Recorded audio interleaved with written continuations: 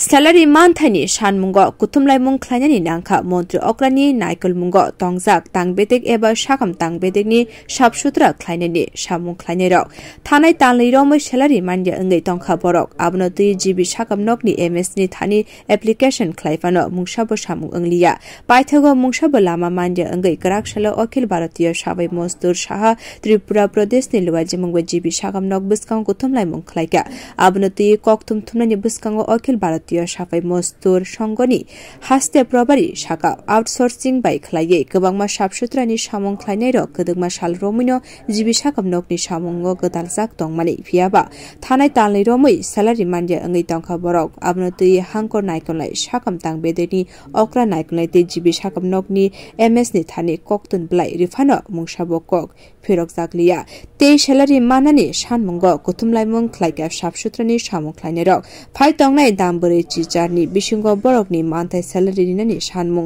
খাইকে বরক ডিএমসি এবং জিবিতে কর্মরত 500 এর উপর যে সাফাই কর্মচারীরা আছেন যারা আউটসোর্সিং সংস্থার আন্ডারে আছেন তারা বিগত 2 মাস ধরে অর্থাৎ অক্টোবর এবং নভেম্বরের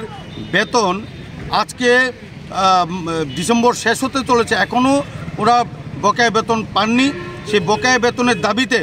আমরা গতকালকে এমএসএর নিকট আমরা লিখিত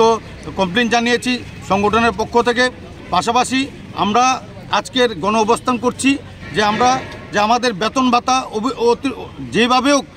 আমাদের আগামী 48 ঘন্টার মধ্যে বেতন ভাতা আমাদের দিয়ে দিতে হবে পাশাপাশি যে আউটসোর্সিং সংস্থা একটা ক্যান্সারের মতো একটা ব্যাধি সেই ব্যাধি থেকে আমাদের মুক্ত করতে আমরা